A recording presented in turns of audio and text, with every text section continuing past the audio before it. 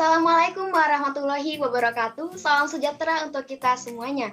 Perkenalkan, kami dari kelompok 2 di sini mengucapkan terima kasih kepada Ibu Reni dan juga Ibu Liza yang telah membimbing kami dalam menyusun proyek Best Learning ini dari awal sampai dengan akhir dengan judul Kajian Komprehensif atas Implementasi PSAK di PT Java Confit Indonesia Tbk tahun 2019-2020.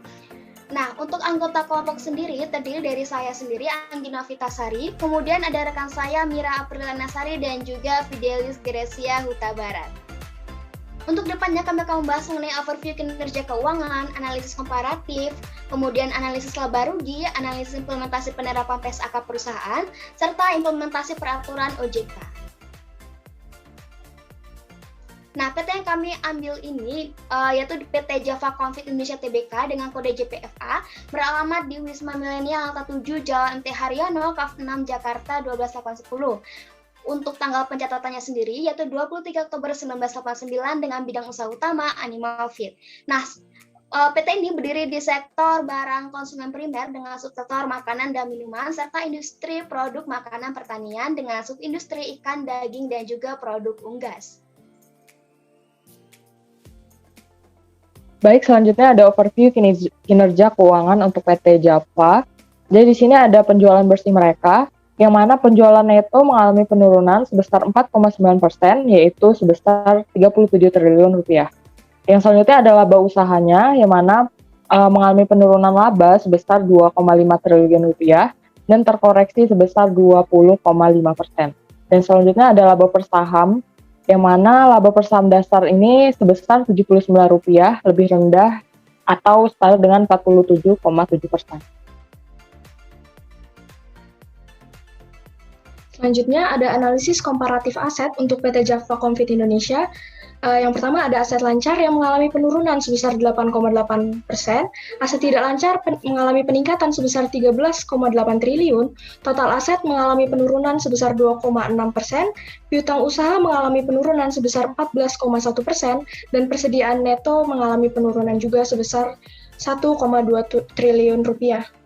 Kemudian ada analisis komparatif laba rugi untuk PT Java. Yang pertama ada penjualan neto untuk tahun 2020 sebesar Rp36.964.948 dari yang sebelumnya pada tahun 2019 sebesar Rp38.872.084 yang mana mengalami penurunan sebesar Rp1.907.136 atau sebesar 4,9%. Kemudian ada laba tahun berjalan setelah efek penyesuaian laba entitas yang bergabung pada tahun 2020 sebesar Rp1.221.904, yang mana dari tahun sebelumnya yaitu 2019 sebesar Rp7.793.914 yang mengalami juga penurunan sebesar Rp572.010 atau sebesar 31,9%. Kemudian kita masuk ke implementasi PSAK 1 dan PSAK 3 pada PT Java Confit.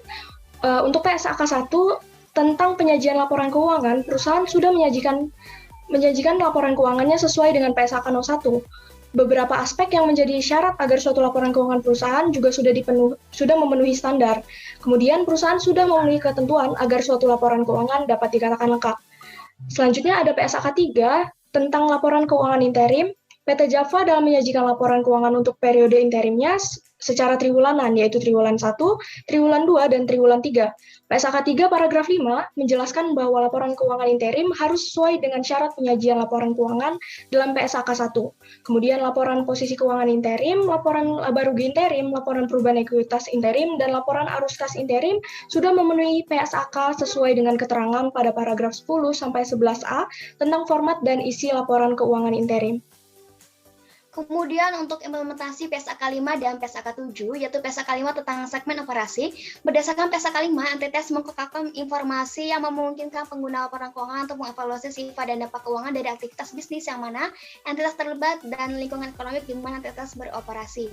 Nah, pencatatan perusahaan atas laporan segmen operasi ini telah sesuai dengan PSAK 5, di mana mulai dari dalam laporan supplement juga dilampirkan mengenai informasi geografi transaksi dan jenis produk dan jasa yang menghasilkan pendapatan telah dilaporkan dalam catatan tas laporan keuangan. Hal itu berarti perusahaan telah melakukan pengungkapan pada informasi umum paragraf D2 serta informasi laba rugi komprehensif telah disajikan sesuai dengan pedoman PSAK 1 paragraf 97. Untuk PSAK 7 yang mengenai pihak-pihak berelasi, tujuan dari PSAK ini adalah memastikan bahwa laporan keuangan entitas berisi pengungkapan yang diperlukan untuk dijadikan perhatian terhadap kemungkinan bahwa posisi keuangan dan laba rugi telah dipengaruhi oleh keberadaan pihak-pihak berelasi dan transaksi serta saldo termasuk komitmen dan juga pihak-pihak tersebut.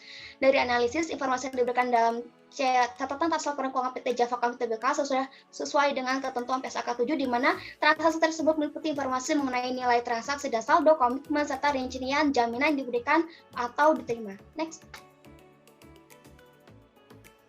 Selanjutnya untuk PSAK 8 tentang peristiwa setelah periode pelaporan, pencatatan oleh perusahaan ini telah sesuai dengan PSAK 8, paragraf 8 yang berisi tentang pengakuan dan pengukuran peristiwa penyesuaian setelah periode pelaporan di mana entitas menyesuaikan jumlah yang diakui dalam laporan keuangan untuk mencerminkan peristiwa penyesuaian setelah periode pelaporan.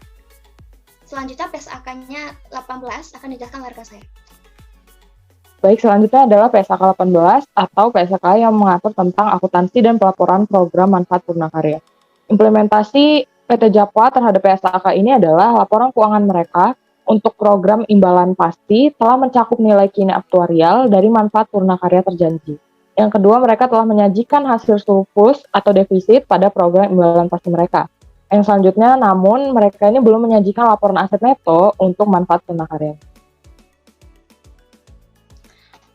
Selanjutnya itu implementasi PSAK 23 dan PSAK 24 tentang kombinasi bisnis yaitu PSAK 23. Berdasarkan PSAK 23 mengungkapkan sumber pendapatan adalah penjualan barang, penjualan jasa royalti, dividen dan juga pertukaran barang atau jasa. Sedangkan untuk klasifikasinya pendapatan dibagi menjadi beberapa pendapatan usaha operasional dan pendapatan usaha atau non operasional. Nah, pendapatan ini diakui ketika grup memenuhi kewajiban pelaksanaan dengan mengalihkan barang atau jasa yang dijanjikan kepada pelanggan yaitu ketika pelanggan memperoleh pengendalian atas barang atau jasa tersebut. Nah, selanjutnya pada PSAK 24 atau imbalan kerja, biaya jasa kini, keuntungan atau kerugian atas penyelesaian bunga neto dan liabilitas telah diakui dalam laporan laba rugi. Nah, kemudian perusahaan juga telah melakukan pengakuan kembali atas liabilitas atau aset neto yang diakui dalam penghasilan komprehensif pada laporan laba rugi. Next.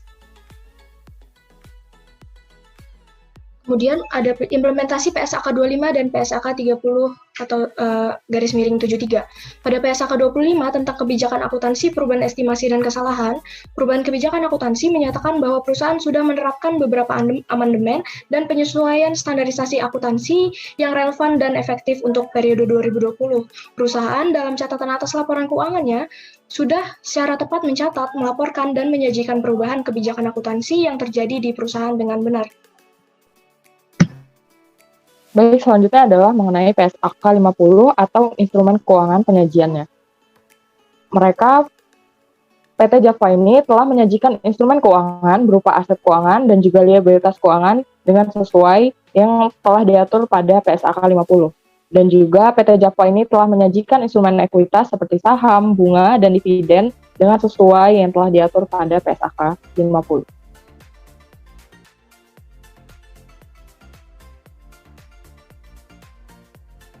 Kemudian ada implementasi PSAK 55 dan PSAK 56.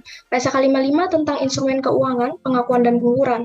Laporan keuangan terdapat lindung nilai arus kas yang dimana pencatatannya terletak pada laporan perubahan ekuitas, laporan laba rugi, dan laporan posisi keuangan PT Java. Namun, perusahaan belum menyajikan secara rinci penerapan PSAK 55. Baik, selanjutnya ada PSAK 56 yang mengatur tentang laba per saham, yang mana PT Java ini telah menyajikan laba per saham mereka pada laporan laba ruginya. Dan perhitungan untuk laba per saham mereka, jumlah yang digunakan sebagai pembilang dalam perhitungan laba per saham dasar, yaitu laba dan rugi yang dapat diatribusikan kepada entitas induk, dan jumlah rata-rata tertimbang saham biasa yang digunakan sebagai penyebut dalam perhitungan laba per saham dasar dan dilusian telah diungkapkan pada catatan atas laporan keuangan mereka.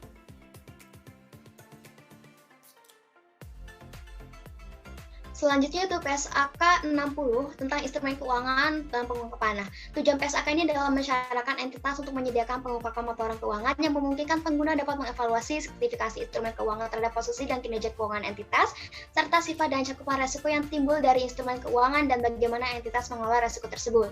Perseroan menetapkan klasifikasi atas aset dan liabilitas tertentu sebagai aset keuangan dan liabilitas keuangan. Dengan demikian, aset keuangan dan liabilitas keuangan diakui sesuai dengan kebijakan akuntansi grup seperti yang dijelaskan dalam catatan. Nah, perseroan diperkenankan untuk melakukan reklasifikasi atas aset keuangan yang dimiliki jika perseroan mengubah model bisnis untuk pengelolaan aset keuangan. Kemudian, pada implementasi nilai wajib sendiri, guru sudah menerapkan PSAK dengan standar yang sesuai.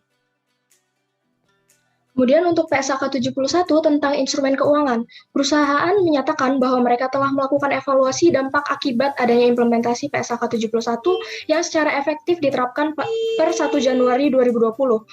Perseroan menilai bahwa tidak ada dampak material terhadap performa laporan keuangan perseroan pada akun penjualan dan juga akun laba rugi, khususnya laporan keuangan perseroan untuk periode pelaporan 31 Maret 2020, yang di mana pernyataan tersebut sudah sesuai dengan PSAK 71.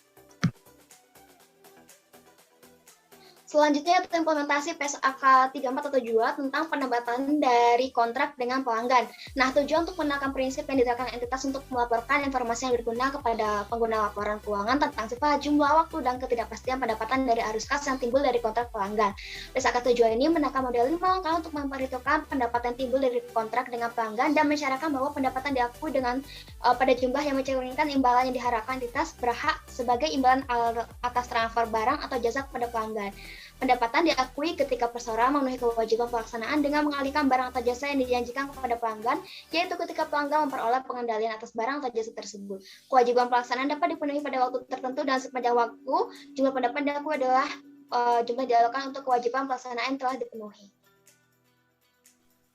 Baik, selanjutnya adalah PSAK 73 yang mengatur tentang sewa, di mana PT Java ini telah menyajikan aset hak guna secara terpisah pada laporan posisi keuangan mereka, dan mereka telah menyajikan beban bunga atas liabilitas sewa secara terpisah dari beban depresiasi untuk aset hak guna pada laporan laba rugi mereka. Dan selanjutnya mereka telah menyajikan pembayaran kas untuk bagian pokok liabilitas sewa dalam aktivitas pendanaan pada laporan arus kas. Baik, selanjutnya implementasi POJK atau Peraturan Otoritas Jasa Keuangan nomor 8 dan juga nomor 31 tahun 2015. Untuk POJK nomor 8 sendiri mengatur tentang situs web resmi perusahaan publik, yang mana Java ini telah memiliki situs web resmi mereka, dan juga informasi-informasi yang disajikan di situs web tersebut sudah sesuai seperti yang diatur pada POJK nomor 8. Untuk POJK nomor 31 sendiri mengenai keterbukaan atas informasi atau fakta material pada perusahaan publik, yang mana PT Java sendiri telah menyampaikan laporan informasi mereka tentang keterbukaannya atas informasi atau fakta material. Dan juga isi laporan keterbukaan itu telah sesuai dengan peraturan pada POJK nomor 31.